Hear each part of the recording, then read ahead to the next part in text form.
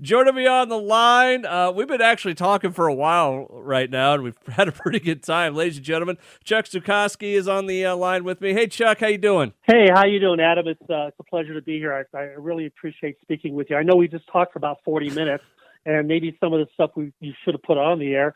But, you're so easy to speak with. It's really easy to talk to you, and very comfortable. So I'm looking forward to this. Well, good. I'm glad, and it's always a good time talking to you. I think the last time we talked was it Area 51, the people storming it, or was it after that? Oh, my gosh. I don't know. Since the Alien Highway, when that was in 2019, man, I can't tell you all the people that I talked with. It's been crazy. Matter of fact, Travel Channel interviewed me, and they had me on their website, talking about why not to storm Area 51, because I've been outside of Area 51 a few times. Yeah. Again with Alien Highway, but way years and years ago, just after Freedom Ridge was taken. I hiked up Peekaboo Peak and took pictures of Area 51, so quite familiar with it. You know what I did want to see with the Area 51 thing, going back to that for a second? I wanted to see all those kids running the miles and miles and miles to try and get to Area 51. Only to come up to a private security guard with an AR pointing at their face. And that's what it is with Area 51 for people out there think, I'll just go ahead and sneak in there. Nellis is an Air Force base, and that Area 51 was just, that Block 51, and later on became Area 51.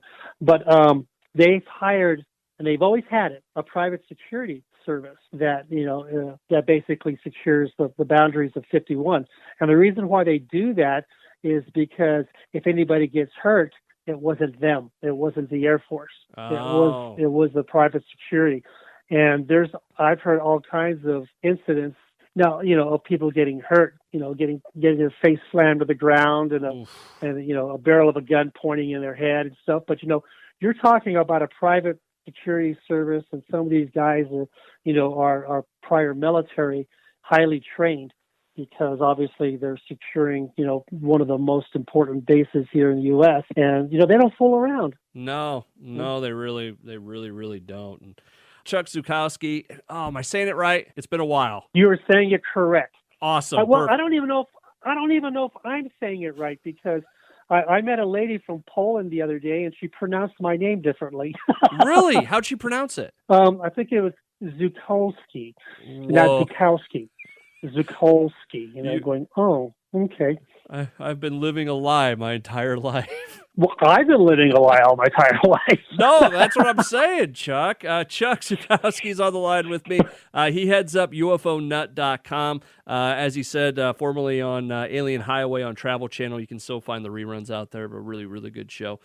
Chuck, the reason we're having you on today, so last week or the week before, it's kind of been a slow burn type thing, but all of a sudden last week we're getting on like Good Morning America and CNN and all these big name news people with this video of this, it looked like a big triangle in the sky at Delta, right? In a night vision camera from the Navy back in, I believe, 2019. And next thing you know, they're saying like, yeah, the Pentagon is saying it's legit and we don't know what it is. I don't know what you're talking about. No. I'm kidding. You're kidding. Yeah, you're killing me, Chuck. The clip was shot on the deck of the USS Russell. And what's really interesting about that was, it was just this month, and actually I think his name's Jeremy Corbell, and of course George Knapp, who we were talking about earlier, were the ones that kind of did a press release on it. It looked like that it was leaked information that was captured by Navy personnel from the USS Russell, and it was leaked to, I believe, Jeremy Corbell, and then he used George Knapp to try and figure out the validity of this video. Okay. Well, then now we have spokesperson from, I think her name's Susan. Here, let me look. Yeah, Susan, I can't pronounce her last name, Gough, but she works for the Pentagon and spokesperson for the Pentagon, and she basically came out and said, well, I can confirm that the video was shot on, the deck of the USS Russell. I just can't confirm, I'm not going to confirm that it was a UFO, but really, you really can't, and she couldn't. But it's a pretty good video. And it's something that we've seen in the past of triangles in the air. I mean, I interviewed the father and his kids years ago here in Colorado Springs, and they saw one fly right over Colorado Springs, right over NORAD. Oh, wow. It just flew right over. And the cool thing about interviewing children, of course, their parent was there, was children don't lie. They just tell you, this is what I saw. And of course, we had another triangular sighting, the Phoenix Lights. Well, there was an actual triangle that was floating over Mesa. And then I interviewed a police officer here in Colorado Springs when I was with the deputies, and they were training dogs, like guard dogs. Yeah. And it was during the daytime. And there was 3 of them out there, and then while they were training them, they all stopped and stared off in one direction. Oh, wow. And then the two, it was a deputy and then 2 city cops, and then they looked in a direction. There was this giant triangle out there just floating towards them, kind of stopped and just sat in midair and then shot off.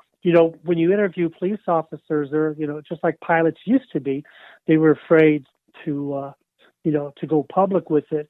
So when I was a deputy, I was a volunteer deputy for 8 years, and I used to get, oh my God, stories from other deputies in city. When they'd see me, they'd talk to me, even State Patrol, when they found out who I was, they would tell me their stories. So these are the guys that are out there all the time, late at night on patrol, and they're seeing all kinds of stuff. So this particular one where, the guard dogs, that was like at 3:00 in the afternoon. Chuck Zukowski is on the line with me right now. Heads up UFOnut.com. Going back to the government thing, I was talking to a buddy of mine. We do another podcast, and we brought this up this week, and I said to him, and what I'm going to say to you, I think the bigger story is that, 1, it came out, and 2, they're actually talking about it, and kind of under the guise of, I don't know what it is. This would never happen in the past, right? No, it really wouldn't. But I know there's probably a lot of people out there that don't like our former President Trump for whatever reason.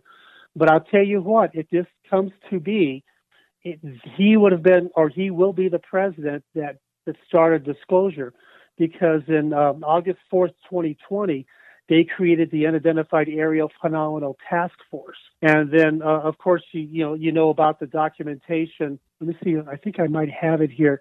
The Intelligence Authorization Act for fiscal year 21. In there is this cool little paragraph that says that, therefore, the committee directs the DNI, consultation with the Secretary of Defense and heads of other agencies as a director or secretary, blah, blah, blah, but to submit a report with 180 days of this particular act, which is this June, for our DOD to come up with what evidence they have on identified flying objects. Basically, they want to know what departments have and what they know about airborne objects that have not been identified. Yeah. And this kind of snuck in under the radar because it was part of, it was part of this Intelligence Authorization Act for fiscal year 2021. You scroll down about 3/4 of the way and bam, there's this advanced aerial threat section that's about maybe 4 paragraphs that puts the ball in motion. And we're going, what in the heck just happened here? For years and years, we've been trying to get former presidents to come clean, like, that what we investigators are investigating and our witnesses and we have seen that they'll come clean with it. I mean, it started with Reagan saying, what if there was a force out there, blah, blah, blah, that was more intelligent than us? He was kind of like, now he as is an eyewitness. He saw a UFO. Then we had Jimmy Carter that saw a UFO. And then, you want to go up and then, you have Clinton, who said, okay, once I get into office, I'm going to, release this. And of course, he got shut down. And when Obama was president, it came to him. And we never heard anything about it. And so I can't tell you if it was the president or it was time, because so many people are seeing stuff. And now when you have jet pilots, fighter pilots, F-18 pilots coming out and saying, oh, yeah, this thing is ridiculous. It's actually, it doesn't fly with the way we know physics. Interesting stuff. It really is. But that whole thing of, do you think they're getting close to something, or was it just a shrewd political move, or are they trying to kind of prime the pump for maybe some kind of announcement that it's like, yeah, hey, the whole UFO thing, it's real. Like, where do you think this is going? That's my question. We have to go back to, well, actually, for your listeners out there, I released a blog today. I was a little slow at work. Wait for the engineers to get stuff to me. So I released a blog today about UFO disclosure coming. So if you go to my website, ufonut.com, you'll see it. It was just released today. And it goes way back to the 40s, where we had, these balls of light, these orbs. I don't want to say orbs because orbs are more, for ghost investigations. Balls of light are actually more mechanical, like probes. They're following our bombers and are following our fighter planes. And this was all during World War II. We thought it was the Japanese, some type of secret weapon from the Japanese. The Japanese thought it was us, or then we started thinking maybe it was the Germans. But that was all happening during World War II. And they were, the term foo fighter was coined, from a comic book called Smokey Stover. And this character in Smokey Stover was a fireman, and he says, where there's foos, there's fire. Huh. And so that coined that whole thing, Foo Fighters. The band later on, I don't know where they picked up Foo Fighters from, but Dave Grohl, basically they just stole it from, I think it was the 415th Night Fighter Squadron. One of the guys in there actually, coined it. And it's because they were being followed by these balls of light. So that's been going on since the 40s. And since then, there's been just tons of evidence of, Mount Rainier, when a pilot saw all those lights over Mount Rainier, back in June 47, and coined the word flying saucer a week and a half before Roswell. So this has been going on for a while. Now what happens, and, basically in 2019, you have Tom DeLonge and from Blink 182 and former military intelligence official Luis Elizondo. They released this stuff that came off of Nimitz, off the coast of Southern California, of San Diego, and then this comes out of nowhere. Like, oh, what the heck? And then the Pentagon comes clean and saying, oh yeah, we do have a UFO investigative program. And by the way, we've been giving billionaire Robert Biggle $22 million to research and investigate, the same guy who bought Skinwalker Ranch. Yeah, to investigate the stuff, and he's got a hangar in Las Vegas that houses. And we can go back into that later on because him and I have a history together of a piece. And then some other things that he was doing through MUFON. But so now you have a Tic Tac video, and you've had I think Chad Underwood was one of the pilots that 15 years. I mean, he saw the video, and he finally comes out and says, "Yeah, that was my video. That was from my gun camera." He's basically saying that it was making erratic movements, changes in altitude, airspeed. It was unlike anything he's ever seen before. And this guy's a fighter pilot. This is the best of the best. Yeah. The Tom Cruises, the Top Guns. And for the skeptics out there saying, it was a weather balloon, or it was this, or that, those people need to get slapped because they think they're more experienced than our fighter pilots are. They really are. I mean, these people, I hate to be rude, but these are what I call couch investigators and couch researchers that think they know better. But, you get up in an F-18 in a roll, and they would be throwing up, and passing out because of the G's.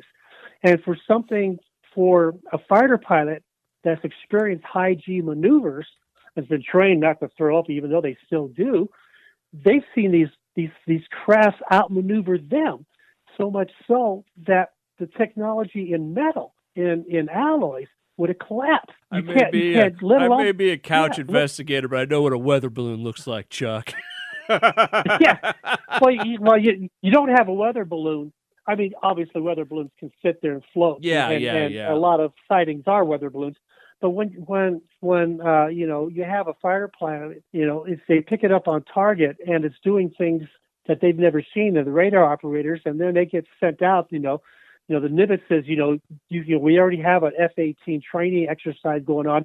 I want you to fly over 80 miles outside and see what the heck's going on, what we're picking up here. And that's what was going on. And I think it all started with, with the Tic Tac. I think started on a different ship.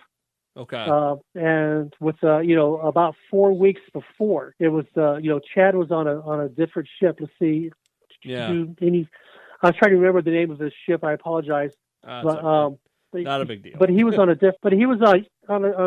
different ship, and where they experienced this thing, and then 3 to 4 weeks later, this is where Commander Favor came in. There's some really cool interviews from Commander Favor, and he was from the Nimitz.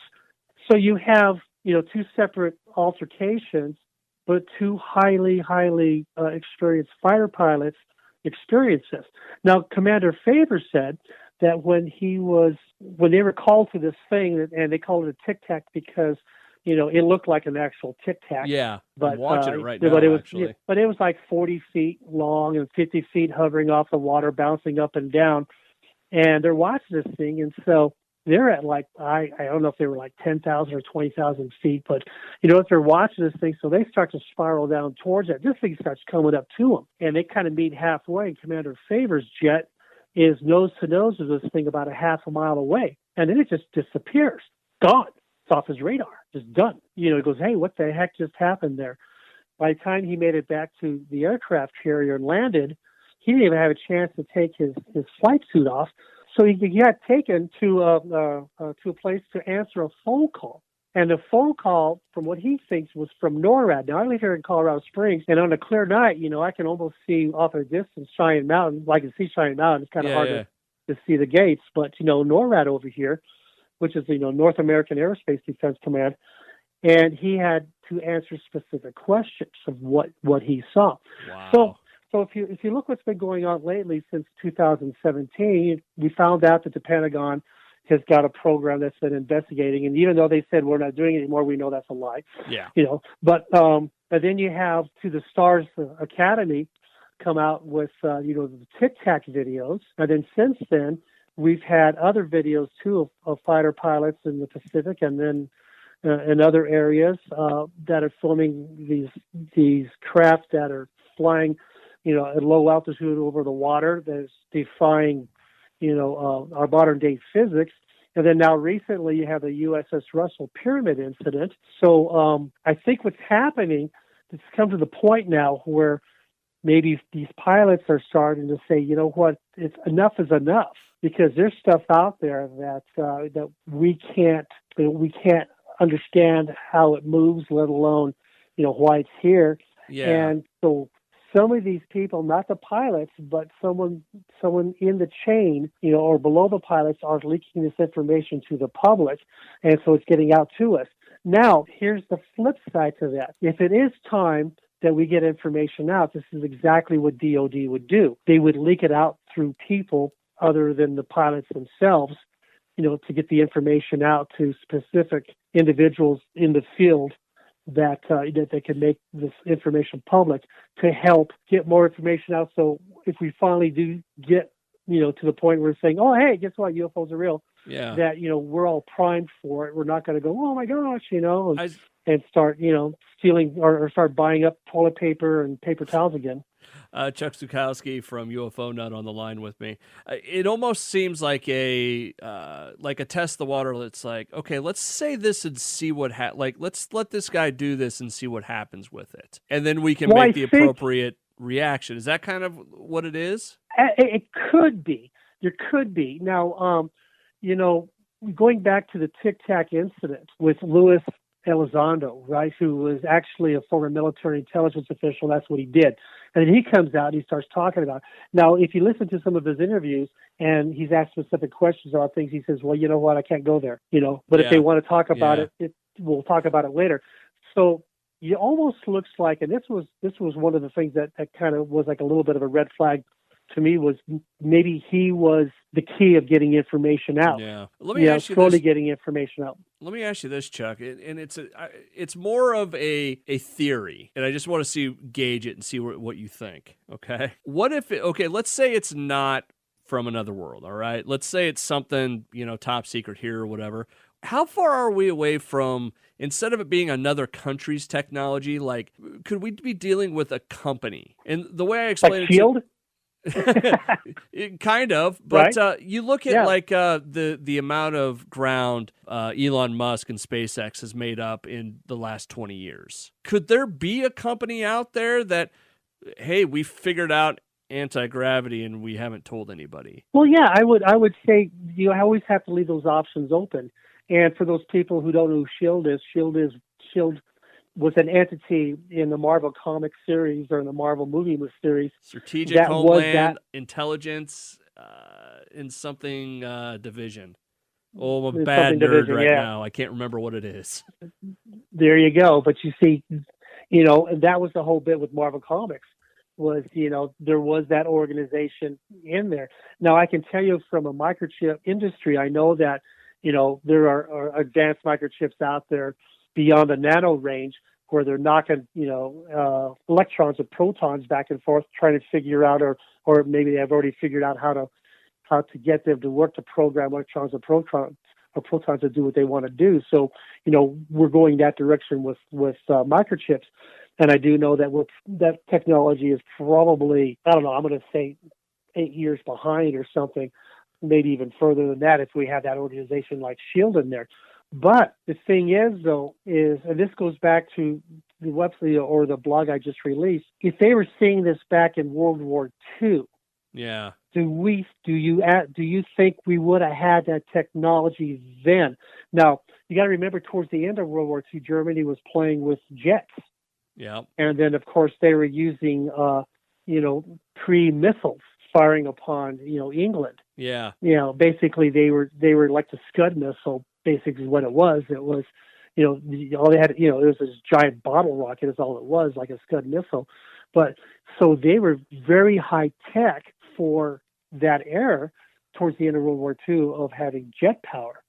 But what were these balls, that were intelligently flying around? Yeah. And they were also, the Germans were also talking about them too, the Foo Fighters. So you look at that. Then you want to go back even further as a cattle mutilation investigator back in 1896 or 98 or so in Missouri. Linda Moulton Howell's been around that long. Wow. I'm sorry. I couldn't help it. Wow. You said that on air? Wow. Oh. You know what? But, the men in black who are listening to me right now just high-fived and they're laughing too. So. Yeah. Oh, I tell you. But in the late 1800s, there was an animal mutilation that was printed, that was documented on a newspaper, and there was a craft that was hovering over a field, and the ranchers and his family, they thought, oh my God, this is Armageddon, this is the end, and they hid inside their house. And the next day, he goes out to that area, and there's 3 dead cows void of blood. So we can trace animal mutilations back to the late 1800s, not just to 1967 with Snippy the horse, and in the San Luis Valley. So when you start looking at technology, and of course there are a lot of there was dirigibles and all kinds of stuff going on there too. So you always have to think, could that be the case? Yeah. But when you're looking at the actual craft that were flying in World War II and the stuff that was basically buzzing around them, defying any physics that they knew at the time. And now we see that now. It's kind of interesting that I was kind of looking at some of the stuff out there, preparing myself a little bit for, tonight's interview. And I saw a picture of a craft that a pilot had taken a picture of from another country. And I tell you what, it had to be, oh my gosh, 2002, 2003. I saw that craft coming in from Kansas into the state of Colorado early in the morning in an RV. And off in the distance, I saw this thing come up from behind a hill and shoot right up and level out in the clouds. And I've never really saw anything like that before until I was looking at these pictures and going, this guy shot this where? Where was it? Was it Mexico? And so even the Mexican Air Force, or they track stuff over by Baja California, which is that same general area where the Tic Tac was maneuvering, and it's really interesting. It's just really interesting when you start looking at where the sightings are and who's reporting it. But like you said earlier, it almost looks like that we're at the point now where, the information is getting released more to the public as to prime them. That's the whole thing. And that's what really made me want to especially speak to you, because you don't see that. You don't get that whole thing of the U.S. government saying, kind of doing the shoulder shrug at it, Usually it would be, oh, that's stupid, and they would explain why you're stupid, or they wouldn't even talk about it. They'd go on to the next question. It's not often that they do this and say, yeah, it's from one of our ships, and we don't know what it is. I think, from what I believe, the reason why they have to go in this direction is because of technology. One of the pictures that was shot by someone in the military, in the Navy, was shot on his cell phone, and that was released. Yeah. So you're at the point now where the people that are, in charge, the Majestic 12 people, or whoever you want to call them, the New World Order people, whatever, they can't control this anymore. Before they could control it, but now every person's cell phone has got a camera, got a video camera. Okay, it's crude compared to professional cameras, but it's still good enough, especially when you get in the high-end, camera or high-end cell phones, that the cameras are really well look at built well. My buddy who I was talking about earlier, he's got the Google Sky or whatever, and he takes a picture of the night sky, and you can see every damn star out there. Sure, it's amazing. Sure. The other thing I was going to say is, and I don't know why I tried it one day, but I was taking a video of my kid on the playground, right? And it wasn't planned or anything like that, but I looked up and I saw a plane going over, and I don't know why it hit me, but I had the camera out, and I'm like, I'm going to see if I can keep my camera on this for 30 seconds steady, instead of, the typical UFO video where it's like they're running after it. Yeah. And like you could zoom in on it and get the detail, and I could hold it fairly steady where it was in the picture the whole time. It's like, yeah, the technology's catching up. Maybe that is it. Maybe it's just, hey, we're not going to be able to hide this forever. No, and then everybody has that capability with a cell phone to capture something now. And unfortunately, there's a lot of, I wish I could say the word, but we'll just bleep that word out, that are purposely, faking evidence. Yeah. Why?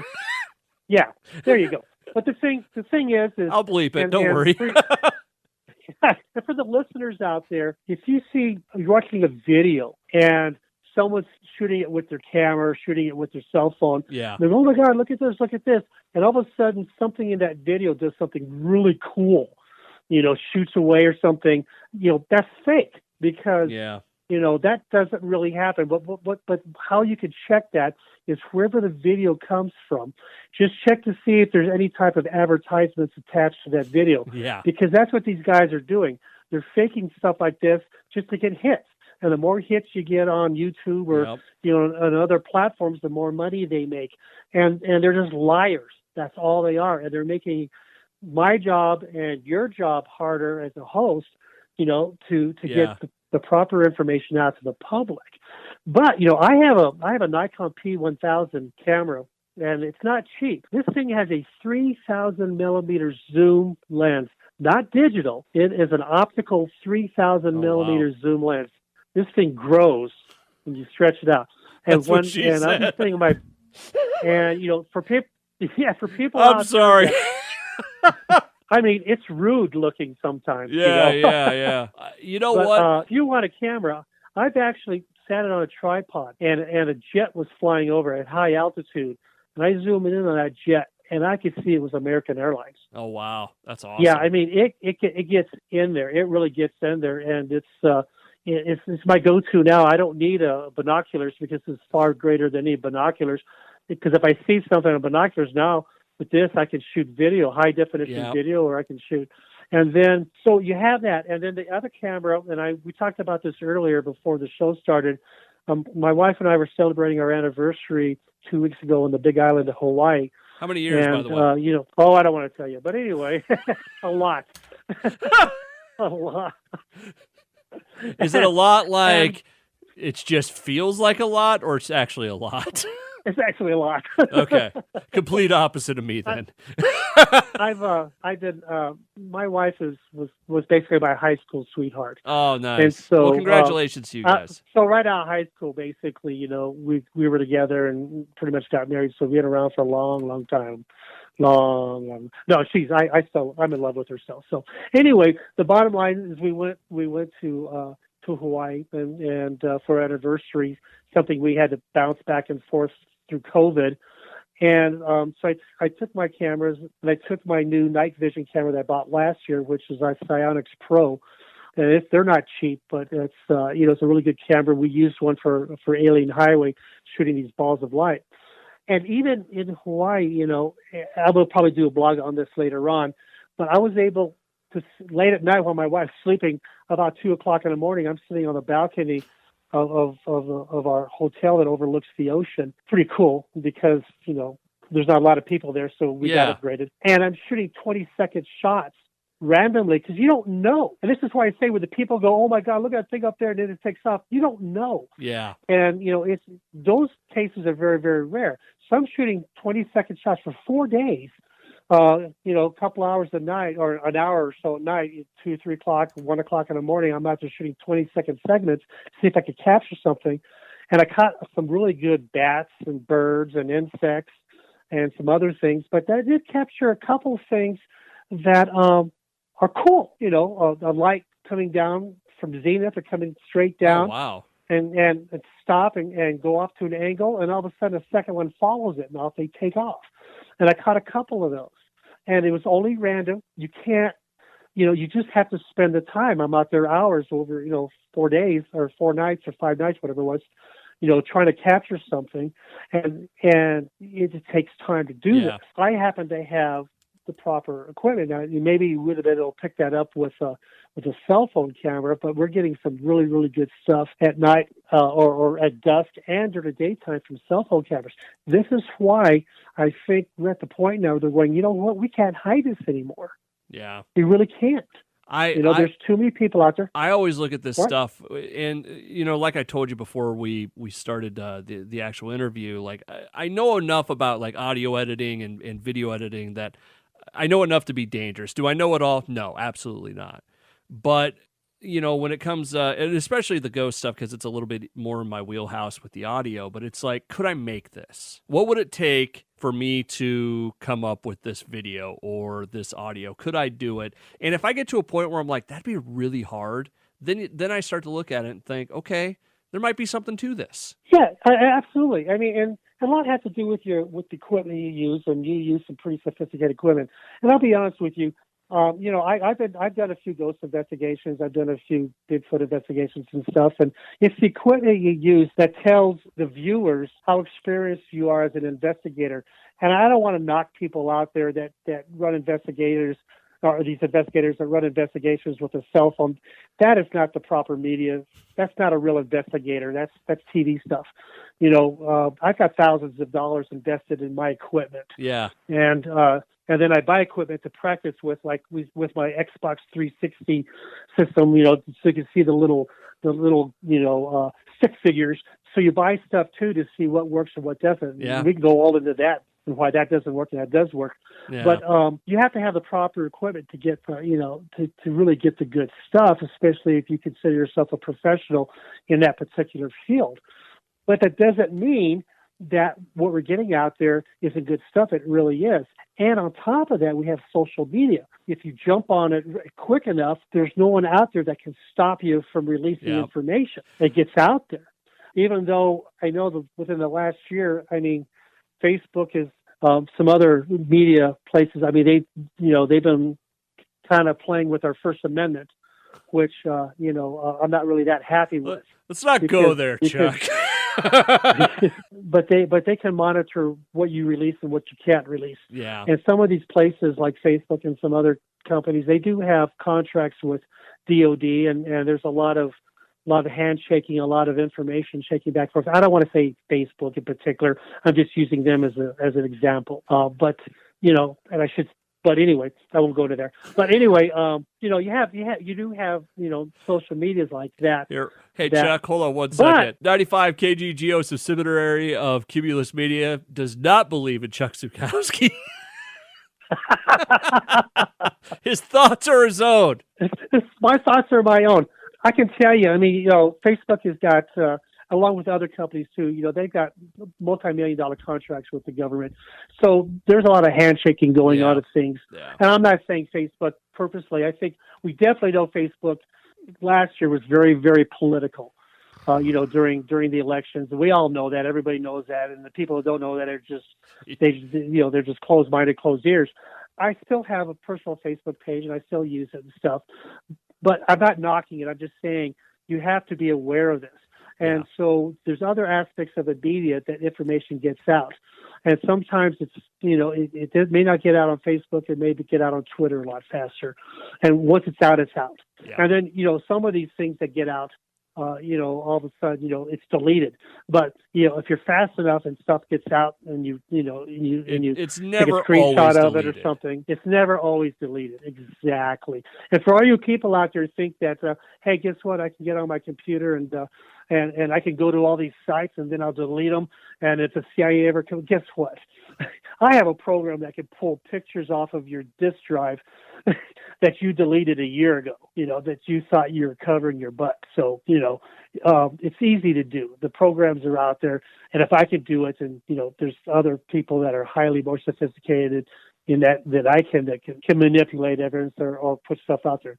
Going back to this, this whole bit with releasing information to the public, I think we're at the point now where even some of the high-tech industry places are saying, okay, it's time for this now.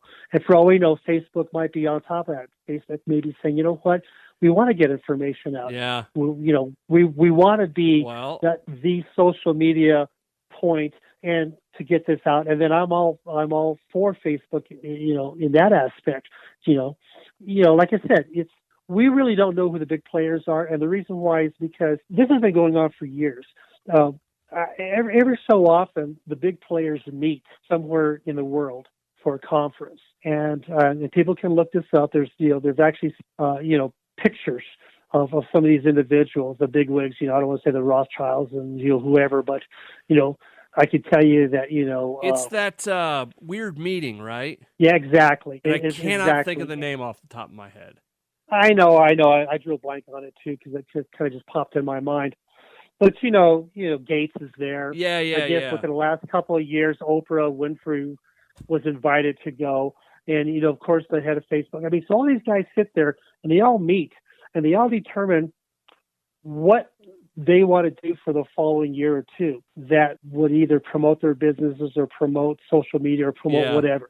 Right. But you also have some big bankers there, and all that stuff is, this is absolutely true. This is true stuff. I'm telling you guys. And so they determine what's going to happen, and they can determine even stock markets. So, of course, that doesn't happen all the time because, GameStop pretty much threw a wrench on that. Did you remember that whole GameStop thing? Yes. I talked to somebody about it, and I can't remember who now. But the whole GameStop thing, where people on Twitter, they were deciding, okay, this is what we can do to dig up the pick up the stock on GameStop, and then they started buying and selling and doing some really cool stuff, and they were short, buying short and selling long or whatever. They did something that the stock exchange didn't like, and other stock, and so they were shutting them down. I was because say, they that want story to control. Disappeared pretty quick. It does, because it tells you real quick. There's certain entities in our government that run the stock market and how stocks run and what goes. And then GameStop was the wrench in it. And even so, I'm with TD Ameritrade. Yeah. And even they got into it a little bit and they got out of it. But there was another one like them because TD Ameritrade is under Charles Schwab. But there were some other online trading ones that kept people from buying stock and doing this, and that's illegal. But they were getting away with it. Why? Because there's the powers of be saying, "Oh no, we run that." We run the stock market and we run this. Well, now we go back to this UFO disclosure stuff. And the powers that be for years and years are saying, oh, no, we're in charge of this. We will decide when we think it's right. We will do this. We will do this. And now social media jumped in there, just like the guys buying the games, stop stock.